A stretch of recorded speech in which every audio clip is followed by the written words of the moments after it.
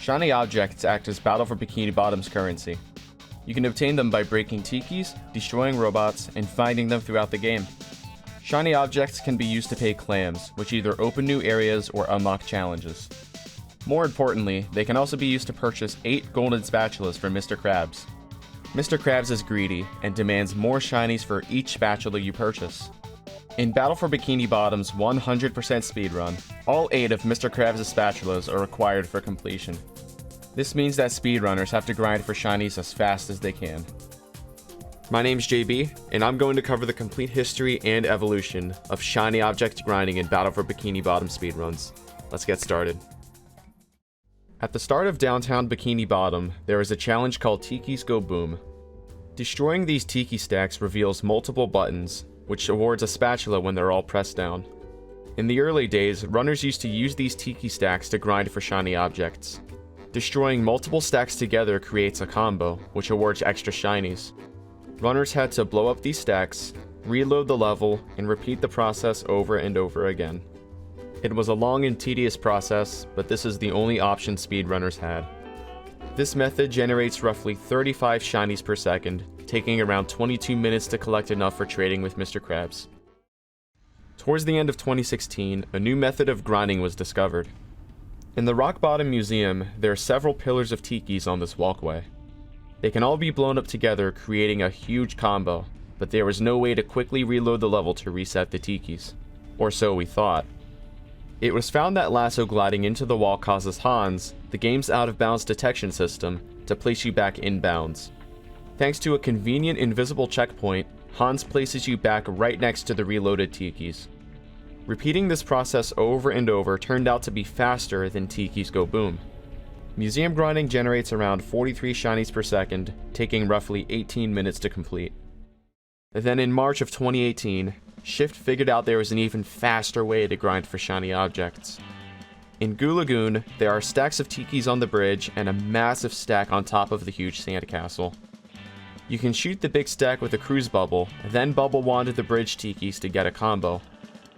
Jumping off the bridge to drown resets the tikis and spawns you right next to them again. This generates nearly 60 shinies per second. Grinding for shinies in 100% now just takes 12 minutes. 10 whole minutes had been saved compared to the original TIKIS Go Boom method. This was looking to be the absolute state of shiny object grinding. It seems like there is no faster way to increase the rate of grinding. Until...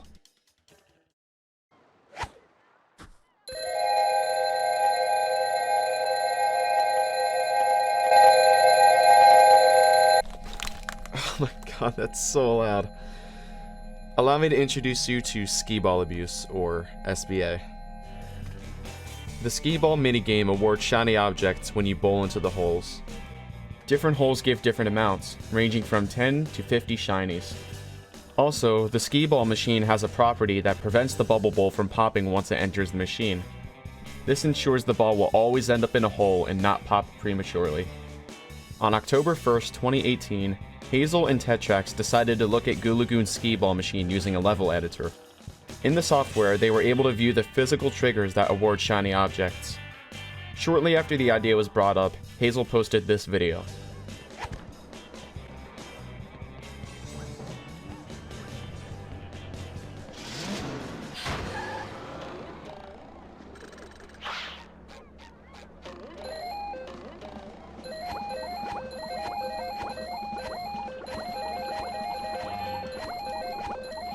Using some stone tikis found elsewhere in the pier, she had discovered a way to cause a Skee-Ball trigger to activate repeatedly.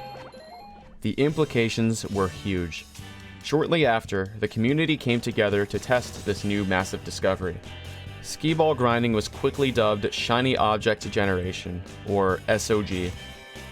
4 posted a hands-free method that makes use of the 20 hole. Standing in the hole with the ball causes it to oscillate back and forth on its own. Curtis then posted this. This was an improvement upon 4's method. Shiny Object Generation was quickly becoming faster and faster, but not quite ready for speedruns. But later that day, this happened. This is like, it's really, really precise, but I'm pretty sure this is the fastest it can possibly go. Because it's just not stopping. Once it hits 80,000, I'm gonna fucking time it to see how far it takes to get to 99999. Ringo stacked 4 stone tikis below the 50 hole. Not only was this faster, but this was also the first truly consistent method of SOG. In the course of just one day, grinding shot up from 60 shinies per second to nearly 200 shinies per second. The next day, October 2nd of 2018, Kringles posted this video.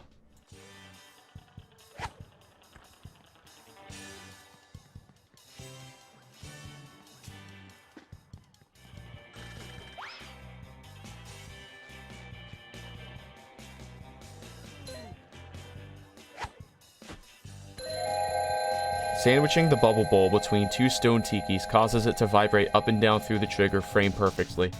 This was faster than Ringo's method, generating about 300 shiny objects per second, taking only 4 minutes total. Now we can also collect other spatulas while the shiny object counter rises on its own. Then, Duckstroyer posted this video.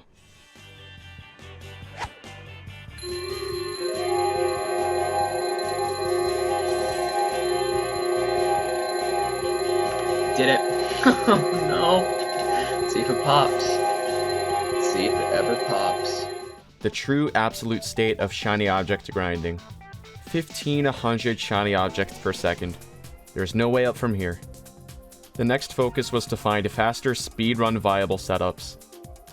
Although Duckstroyer's method generates 1500 per second, bringing 4 stone tikis takes much more time than Kringles' setup, which only requires 2 tikis. Lunk69 posted an improved setup using the 10 hole. Okay, actually, I might have just done this really fast. Narco. This might be really fast. Right now. Just watch it right now, baby.